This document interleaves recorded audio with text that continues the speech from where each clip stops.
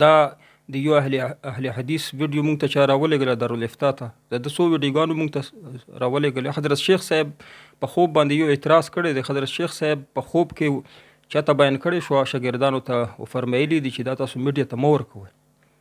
نو چا چې دا کار کړی دی اگر چې که په دې نیت یې کړی وي چې الضرر الاشد یعنې د وهابیت دا فتنه چې ده یزالو بالضرر الاخف که په هر یو اراده یې کړی نو ښه کار یې نه دی کړی شاګردانو چې میډیا له ورکړه. خو چې ور یې کړ نو د اهل حدیث په اعتراض وکړ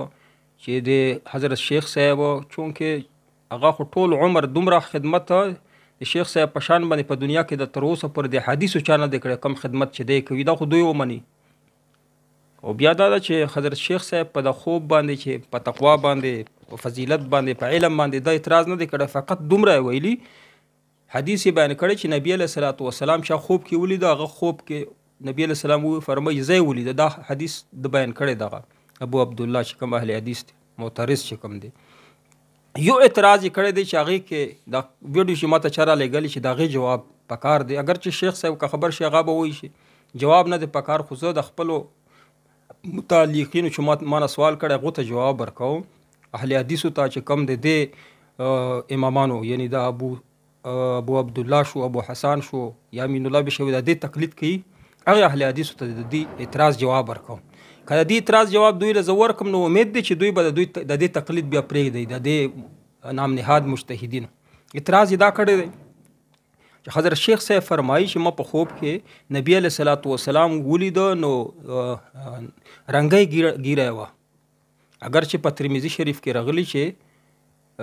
قص اللحیه نبی علیه الصلاة والسلام چې و هغه ګڼه ګیره وه خوندو. نو چې څوک دی وایي دغه شیخ د دوی مجتهد چې کوم د امام چې د اهل حدیثو دی دا اعتراض کوي چې چا چې نبی علیه الصلاة والسلام په ګڼه ګیره کې نه ولیده گویا کې نبی علیه السلام یې نه ولیده. نو ستا نه یو سوال دا د اهل حدیث مجتهده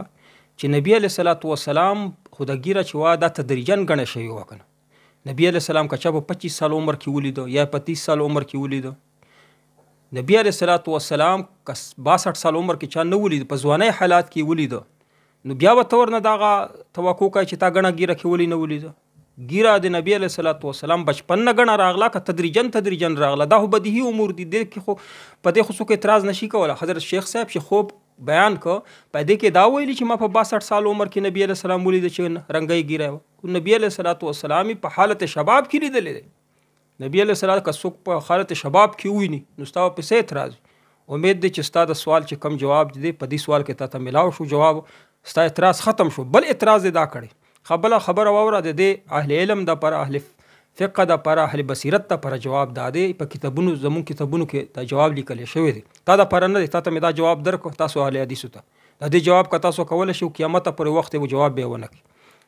مونږ اهل علم د پر اهل فقه اهل بصیرت صحیح مسلمانانو د پر جواب دا دی چې نبی علیه الصلاة والسلام په شان د آینې دی د حدیث نه ثابت دی. نبی علیه الصلاة والسلام په شان د آینې دی نو څوک چې نبی علیه الصلاة والسلام ویني د خپلو اعمالو مطابق یې ویني. حضرت شیخ حسن جان صاحب زمونږ استاد دی په حدیثو کې مونږ ته وفرمیل چې کله ما سبقونه ختم کړ نو زه دلته ټیچر ولګېدم نو بیا مدینې ته لاړم سبقونو نه بعد مدینې کې ما حدیث وی نو لا تلی نه وم چې ما نبی علیه السلام خوب کې ولیده چې دی په لحد کې دی نبی علیه السلام مبارک خو لیکن ګیره یې وړه وه نو ما په لاس راښکلو او راپاسېدم او ما تعبیر وکړو چې زما ګیره خپله په کې ما کینچي واله نو بیا مې توبه وبسله. دا حسن جان صاحب مونږ ته دا خوب بیان کړی په خپله باندې. نو څوک چې په کومه مرتبه کې وي نبی علیه الصلاة والسلام په شان د آینې هغسې ویني نبی علیه السلام. دا خو اهل علم د پر جواب تاسو د پر نه دی تاسو په عقل په پلکونو باندې ګزرونه ورکوي شریعت ته تا ته مې عقلي جواب درکړو چې نبی علیه الصلاة والسلام څوک ځوانۍ کې وویني نو رنګی ګیره خو به یې ویني که نه. که ته وایې چې نبی علیه السلام په 25 سال کې هم ګڼه ګیره وه دا د کم حدیث نه ته یو حدیث نه ثابته ته داسې حدیث وښایه چې په هغې کې وي چې نبی علیه الصلاة والسلام به خامخا ته په ګڼه ګیره کې وینې. دا حدیث نه ثابته که 30-40 منټ ویډیو دې کړی یو حدیث دې پکې ویلې ټول د اکو بکو ویلي دي او ته د زمونږ اکابرین علما کرامو پسې سترګو ته یو په ورنجه واچوې ویډیو ته کښېنې د ویډیو د په امام ابو حنیفه رحمت الله باندې خوږه اعتراضونه کړي. امام ابو حنیفه رحمت الله علیه 80% دین چې قرآن او حدیث خلاف راخسته دي او ځنه خوبونه د بیان کړي په هغې خوبونو کې رد په تقلید نه دی کړی، په غیر مقلدینو کړي. څومره خوبونه چې تا بیان کړي چې امام نبي علیه الصلاۃ والسلام خلکو ته وایي چې امام شفیع صاحب پسې لاړ شي، امام مالک خو ته لاړ شه که نه امام شفیع پسې. هغه خوبونه خو تا د تقلید په حق کې بیان کړي دي، په هغې زموږ اعتراض نشته، هغې جواب نه درکوم، هغه تاسو ته جواب دی. البته تا د امام صاحب متعلق دا ویلي چې امام صاحب 80% که زه درته وایم چې امین الله بشوري چې دا 80% نه وای 50% دین د قرآن او حدیث خلاف بیان کړي، نو تا ته به غصه نه درځي؟ ته امام صاحب چې ټوله دنیا منلې دی دغه مجتهد ته وایې چې هغه 80% د دین چې دی هغه د قرآن او حدیث خلاف، دا امام شو؟ څوک چې 80% د قرآن او حدیث خلاف دین بیان هغه امامي که بل څه شی وي؟ هغه تاسو غوندې کسان دي، ستاسو اجتهاد زه ته ښیم، د امام صاحب درته ښیم. یو چیلنج در کوم، مسله به ختمه شي که زما چیلنج تاسو قبول کړه اهل حدیثو ټولو ذریاتو ته. یو اجتهاد ستا اجتهاد ما په ویډیو کې لیدلی، تا خلکو ته ویلي چې څوک ویلینګ کوي په موټرسایکل باندې اکسیډنټ یې وکړو نو دا خودکشي وکړه، نو تا اصول دا جوړ کړه که څوک هم بې احتیاطي وکړي نو دا خودکشي ده چې مړ شي. او په دین خو موږ ته دا اصول ښودلي دي چې څوک په قصدن په ارادې سره خودکشي وکړي، عمل داسې وکړي چې ځان هلاک کړي، اراده یې وي، نو هغه خودکشي ده. ستا اصول خو داسې دي چې هر څوک ته که مثلا یو وبډې ولا ستنې ته خیږي هم راوغورځېږي ته به وایې دا خودکشي ده. ستاسو یو بل مجتهد ابو حسن صوتی د هغې ویډیو په د یوټیوب باندې چلیږي، ستاسو هم چلیږي، هغه وایي چې نسوار اصول بیانوي چې د نسوار ولې حرام دي، حلال او حرام، حلت او حرمت فیصلې یې هغې د پر اصول امام صاحب جوړ کړي، دی هم جوړوي، دی وایي چې دا اصول نسوار ځکه حرام، څوک چې نسوار واچوي نو استرخاء مقعد ورسره کېږي. ستاسو دومره کمزوري استرخاء مقعدونه دي، الله دې تاسو باندې رحم وکړي. تاسو قبض کشا دویانې چې څوک استعمالوي نو دا خو اصول داسې شو چې کم یو شی استرخاء مقعد راولي نو حرام شو. دا ستاسو ابو حسن او ابو عبدالله ستاسو اجتهادیات دي، او تاسو پسې هم خلک روان هم دي اهل حدیثه. امام صاحب پسې نه ځي، پسې بد رد وي تاسو پسې. تا ویلي چې امام صاحب متعلق وایم چې یو مسله، تا ویل 80% نه،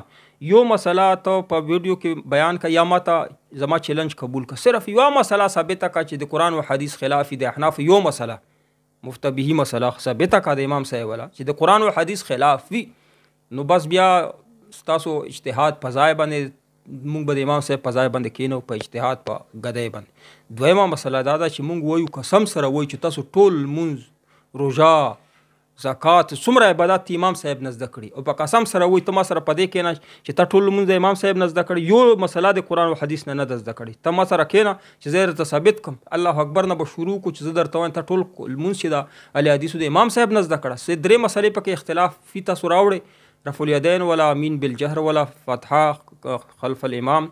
صرف دې دپاره چې اهل حدیث وایي چې دا خو ګوره د امام صاحب مخالف دي، نور خو ټول لمونځ د امام صاحب نه زده کړی، زه درته ما سره کښېنه، ما ته چیلنج دی. څومره د چیلنج دپاره وخت د دوو خبرو چیلنج دی چې امام صاحب یوه مسله ثابته کړي د قرآن او حدیث خلاف، او بله مسله ده چې تاسو ټول لمونځ یا ټول عبادات امام صاحب نه زده کړی، زه درته ثابتوم، تاسو ماله کښېنئ. نو دې دپاره تاسو دپاره ټول ضروریات سره راجمع شي، د یوه مسله هم چې دا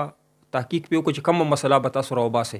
او بیا ما سره کم کس تاسو کښېني په دې باندې میټنګ وکړو قیامته پورې، قیامت سبا پورې تاسو لپاره وخت، خو تاسو به زما چیلنج جواب رانه کړي. امید دی چې داسې غلط خرافات په میډیا باندې مه نه خوره، اکابرینو خلاف په زهر فیشني نه کوي، او امید دی چې آینده دپاره به دا کار نه کوي. الله پاک ته اهل حدیثو د فتنې نه چې اکابرینو اولیاء کرامو د ګستاخۍ نه دی الله پاک ټول مسلمانان د دوی شرور نه په امان کړي.